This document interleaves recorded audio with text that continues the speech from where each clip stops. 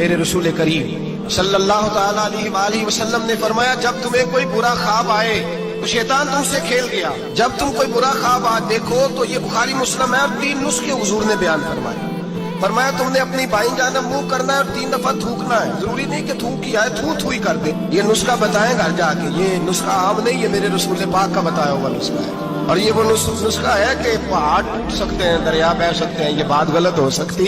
सबसे बड़े पीरो मुर्शिद का नुस्खा है। मेरे रसूल करीम सल्लल्लाहु अलैहि वसल्लम ने फरमाया, बाईं जानब 3 दफा थू करे, थूके और 3 दफा आऊज़ बिल्लाह पढ़े। और फिर हुजूर ने फरमाया, ख्वाब का किसी से जिक्र न करे। किसी को ख्वाब सुनाना, डरावना ख्वाब आए तो किसी को सुनाना, बयान नहीं करना। ये हुक्म दिया है नबी पाक ने, हमें नसीहत फरमाई है। फरमाया उल्टी जानब मुंह करके 3 दफा थूक दे, आऊज़ बिल्लाह पढ़ दे, किसी को बताए ना, 3 बातों पे अमल करे। अल्लाह के रसूल बयान करते हैं कि उसका ख्वाब उसे